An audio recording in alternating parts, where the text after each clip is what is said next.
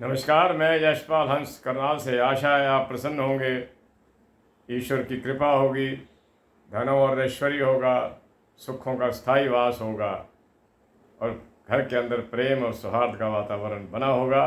बड़ों की सेवा हो रही होगी और आपके पास धन संपत्ति सुख सब होंगे। आज मैं 2-3 बातों को लेकर जो मैं चाहता हूँ कि थोड़े काल में ही पूरी हों, वीडियो लंबा ना हो, ताकि आप देखें, दिल से देखें।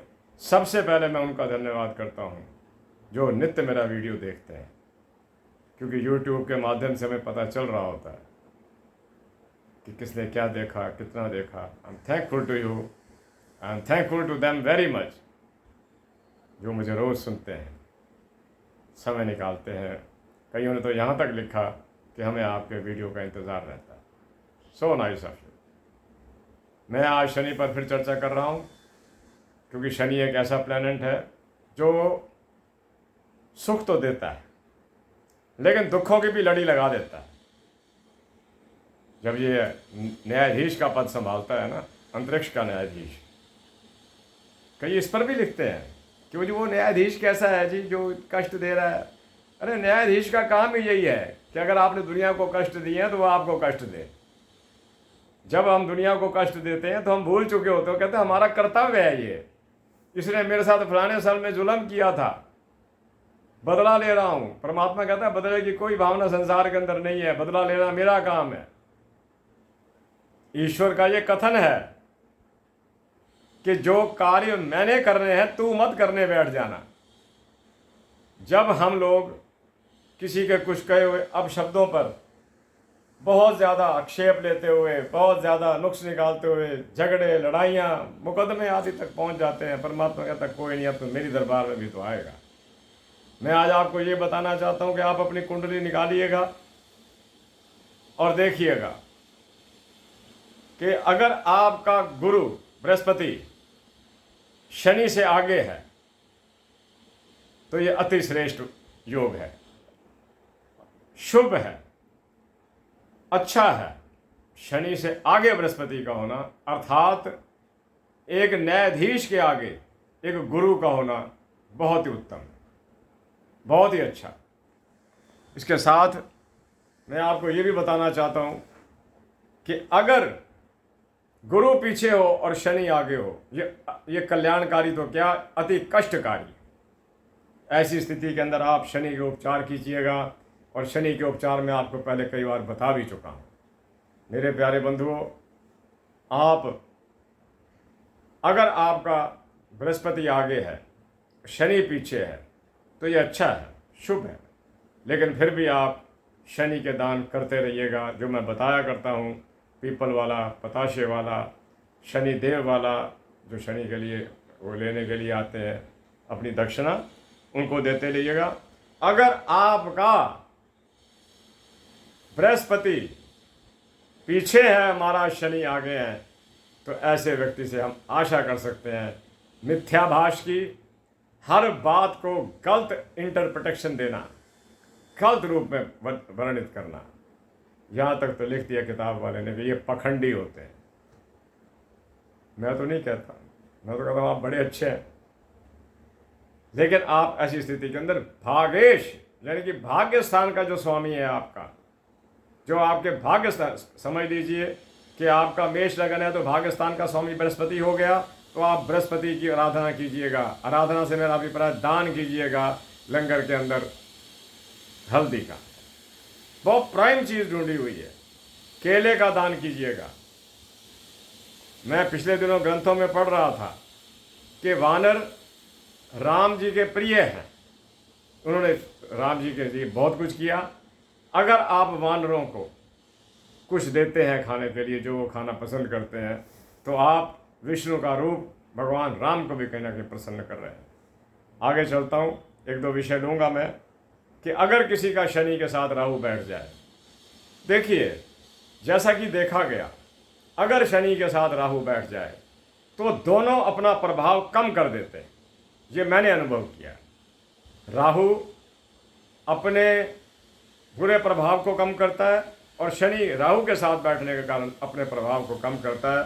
लेकिन ऐसे व्यक्ति को, जैसा कि मैं अक्सर कहा करता हूँ अपनी नपी तुली भाषा के अंदर, कि अपने हर साल मेडिकल ट्रीटमेंट यानी कि अपना चेकअप करा लेना चाहिए।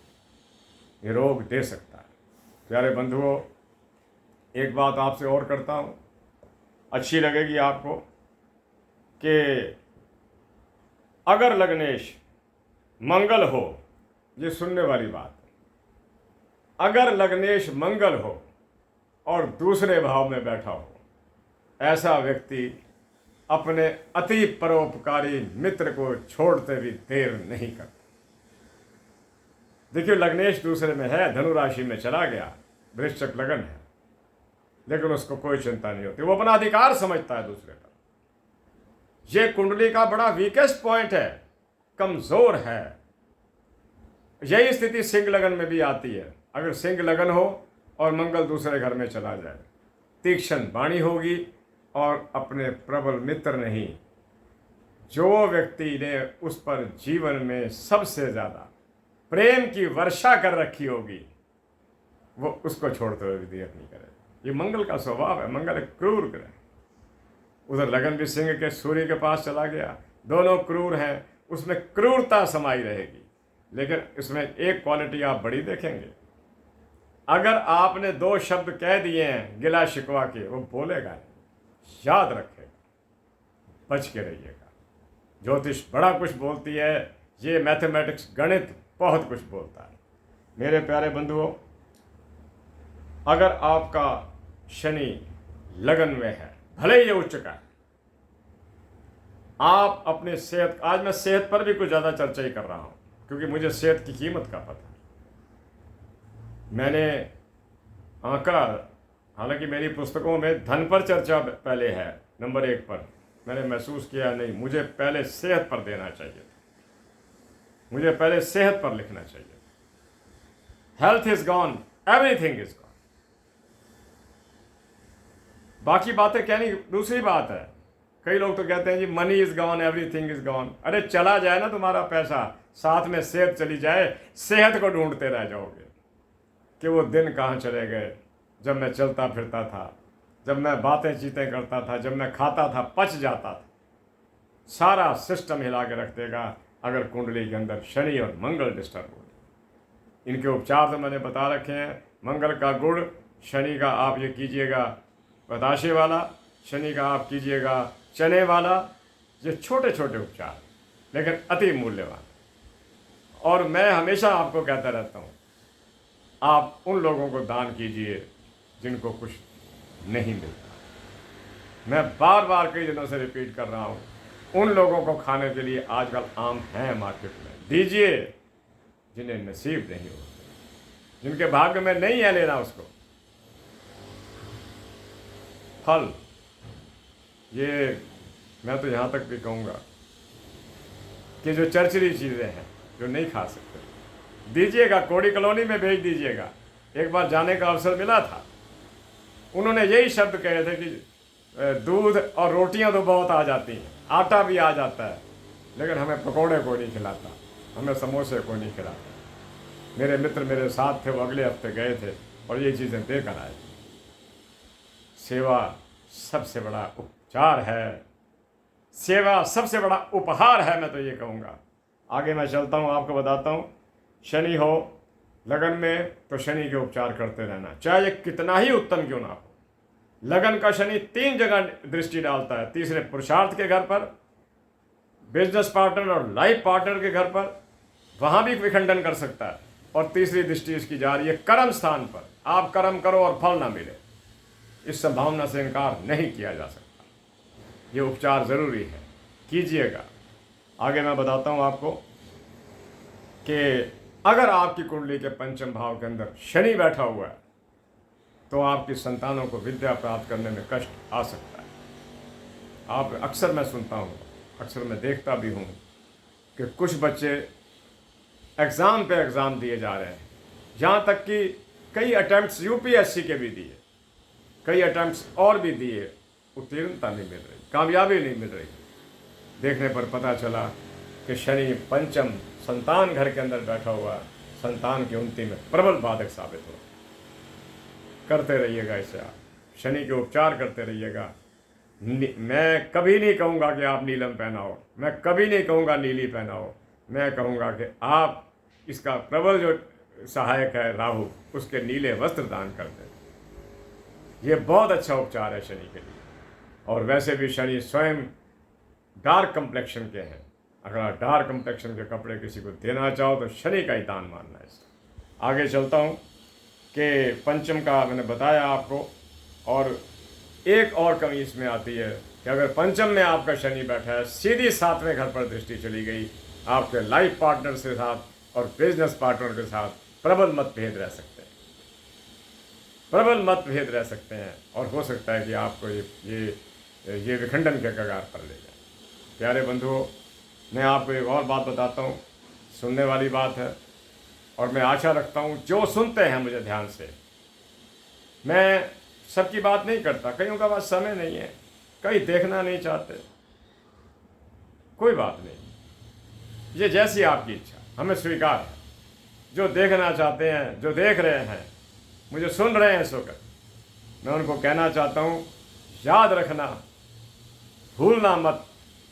ये मैं अभी थोड़ी देर पहले पढ़कर आया, क्योंकि मुझे नित्य अपना सबक तैयार करने के लिए अपनी उन प्राचीन पुस्तकों को निकालना पड़ता है, ताकि मैं आपको जो बात बताऊं वो कसौटी पर खरी उतरे, गणित और विज्ञान के आधार पर वो एक मिश्रण और नपातुला मिश्रण। अगर लगन की डिग्रियां, समझ लीजिए लगन आपका 17 डिग्री पर गया और कुंडली में शनि भी 17 डिग्री पर कहीं भी बैठ गया, लगन 17 डिग्री पर है और कुंडली में शनि भी 17 डिग्री पर है, तो मैं आपको कहता हूं, आप अपने शरीर के जॉइंट्स का विशेष ध्यान रखना। जॉइंट्स से मेरा मतलब सिर्फ घुटने नहीं है, शरीर का जुड़ जाना भी शामिल है इसके अंदर, कि स्टिफ हो जाना। कईयों को आप देखते हैं चलने में दिक्कत, हाथ ऊपर करने में दिक्कत, विचारधारा में दिक्कत, दिमाग सोच नहीं पाता। उसका कारण क्या है? जब भी लगन की डिग्रियां, ये मुश्किल सवाल है, वैसे आपको शायद समझ आए या ना आए तो बहुत अच्छी बात है। जो ज्योतिषाचार्य का पद कर रहे हैं, कोशिश कर रहे हैं, वो समझ जाएंगे। If the degrees of the ascendant and the degrees of the Saturn are same in the horoscope, उनकी डिग्रियां बराबर चल रही हैं, एक जैसी आ रही हैं, तो ये रोग हो सकता है। मैं ज़्यादा बीमारियों के नाम गिनवाना नहीं चाहता, इसमें बीमारियां तो उसने बहुत सारी गिनवा दी थी, जिनका मैं नाम लेना भी उचित नहीं समझता। प्यारे बंधुओं, अगर 5वें घर के अंदर शनि बैठा हुआ है, अक्सर हमारे को फ़ोन कॉल आते रहती हैं, व्हाट्सएप पे मैसेजेस आते रहते हैं, शादी को 4 वर्ष हो गए, संतान नहीं हो रही, कुछ और सोचा जा रहा है, भाई कैसे संतान की वृद्धि की जाए, कैसे संतान हो, तो कई मेडिकल ट्रीटमेंट्स और। लेकिन मैं बता दूं, अगर शनि 5वें घर में है तो संतान होने में देरी हो सकती है, घबराना नहीं, होगी ज़रूर। शनि संतान देता है। प्यारे बंधु, आगे चलता हूँ। अगर किसी व्यक्ति का शनि के साथ शुक्र बैठ गया, कहीं भी कुंडली के किसी भी भाग के अंदर बैठ गया है, जीवन कलेश में रहे। जीवन कलेश में, कलेश का मतलब क्या है? कलेश का मतलब ये है कि विचारों का ना मिलना। ये मित्रों में भी हो सकती है, पति पत्नी में भी हो सकती है, बिजनेस में भी हो सकती है, बिजनेस पार्टनर्स में भी हो सकती है, बिजनेस क्लाइंट्स में भी हो सकती है। कि आपके पास कोई व्यक्ति कुछ लेने के लिए आ रहा है, आप उससे ही लड़ पड़े, बहस शुरू हो जाए, ग्राहक दुकानदारी को ही छोड़ जाए, आपको ही छोड़ जाए, फिर आए ना कभी। ये तब होती है जब शुक्र शनि की युति कुंडली करता है। मैं आपको ये बताता हूं, अपनी बुराइयों को कोई व्यक्ति बहुत लंबे समय तक छुपा कर रख नहीं सकता। आगे चलता हूं। ऐसी स्थिति के अंदर आप शनि और शुक्र दोनों का दान कीजिए। शनि का पताशे मैंने बड़ा छोटा इलाज बता रखा है, पताशे और चने डालिएगा। और शुक्र के लिए तो मैंने चावल बता रखे हैं, क्योंकि हमें वो चीज़ चाहिए होती है जो लुब्रिकेंट हो। अगर चावल को उबाला जाए तो उसकी जो चीज़ बनती है वो बिल्कुल लेसली होती है। पहले ज़माने में जब सूती कपड़े आया करते थे तो वो चीज़ मांड के रूप के अंदर, पंजाबी हमारी भाषा में उसको माया बोलते थे, यहाँ हमारी हरियाणवी भाषा में उसे मांड बोलते हैं, लगाई जाती थी ताकि कपड़ा अकड़ जाए। कपड़ा, क्योंकि वो उसमें लेसलापन है, और शुक्र लेसला प्लैनेट है, और मैं आपको बता रहा था, और पारिवारिक झगड़ों से बचें, ये भी शुक्र और शनि को ठीक करने का एक उपचार है। पारिवारिक झगड़ों से बचें।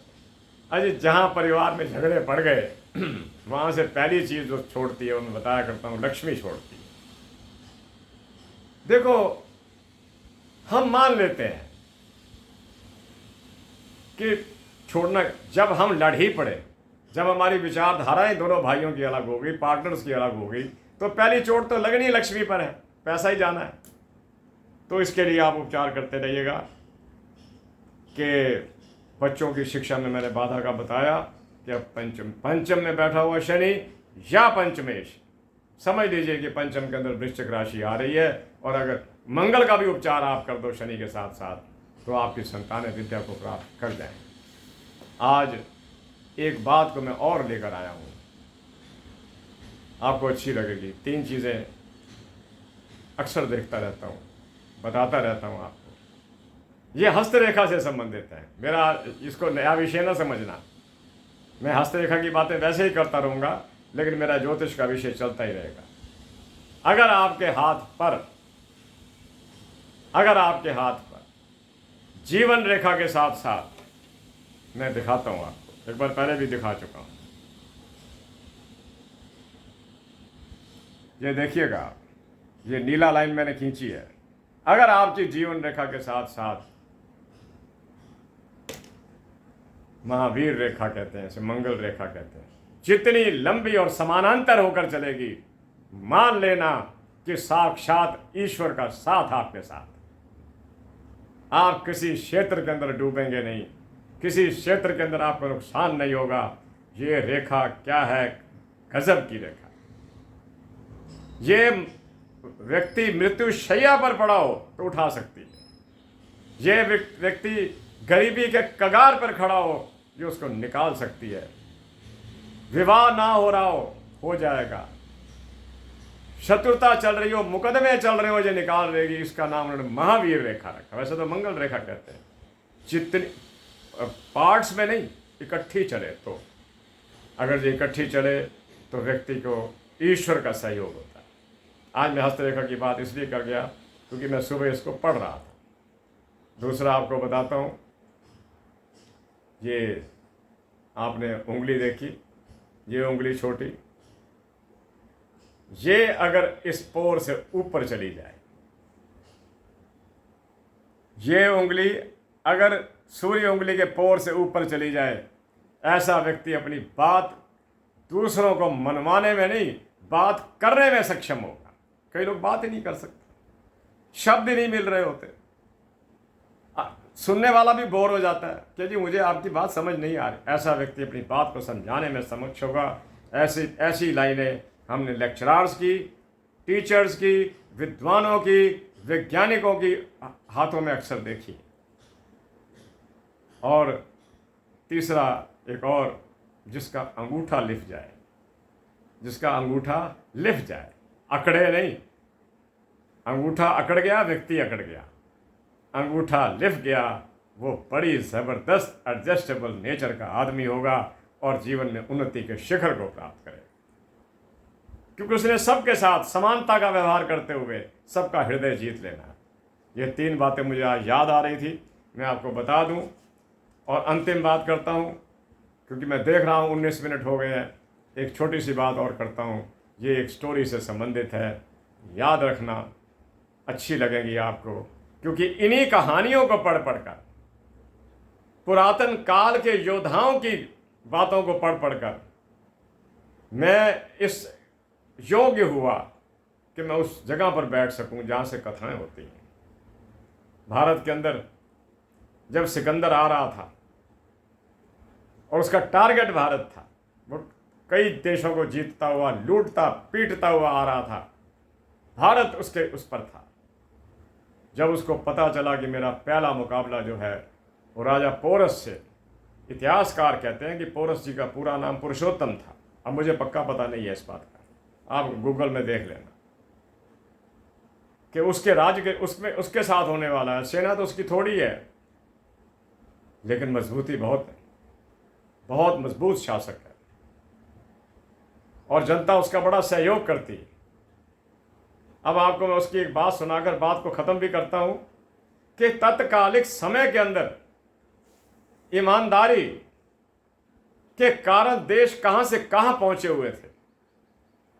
एक जगह पर सिकंदर ने अपने जो उसका वो था मुख्य सेनापति सेल्यूकस उसका नाम था, उसको कहा कि मैं इस राज्य का पहले भ्रमण करना चाहता हूँ। तो वो जिस जगह उसको लेकर गया वहाँ पर एक पंचायत लगी हुई थी। उस पंचायत के अंदर उसने कहा देख के मुझे तो ये भाषा आती नहीं इनकी, जो ये भाषा बोलते हैं हिंदी है या जो भी है, संस्कृत है, कुछ भी है, आपको आती है, आप सुनकर आओ। उसने सेल्यूकस को भेजा और सेल्यूकस 1 घंटे बाद वापस आया।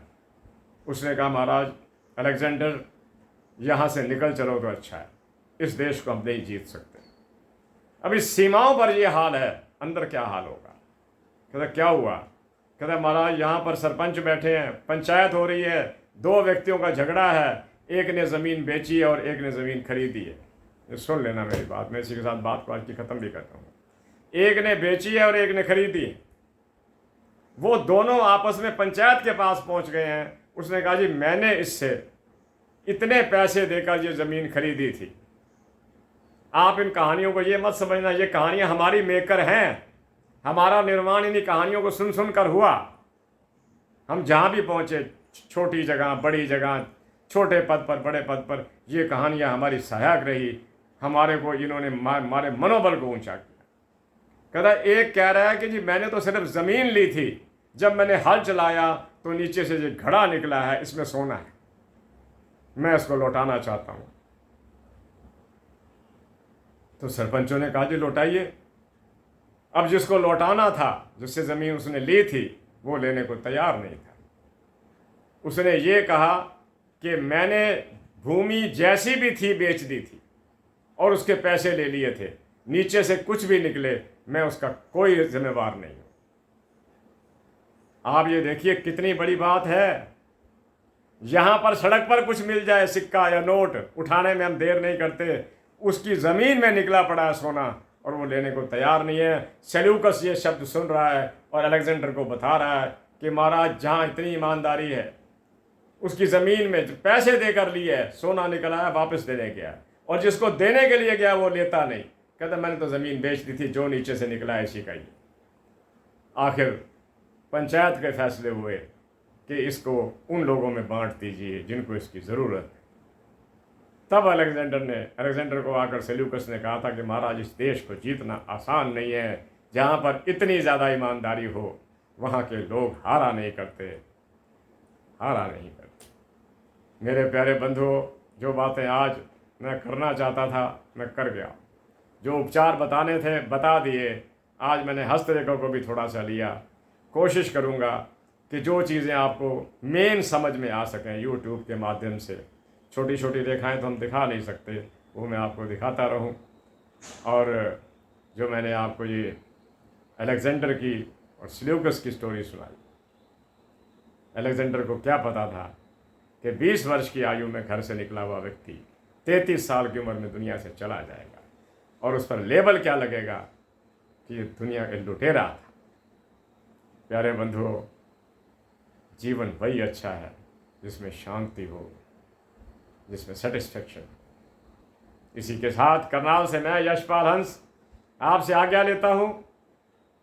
अगर माता रानी ने शक्ति दी, ईश्वर की कृपा हुई, कल फिर मिलता हूँ नई बातों के साथ, नई कल्पनाओं के साथ, नए संकल्पों के साथ।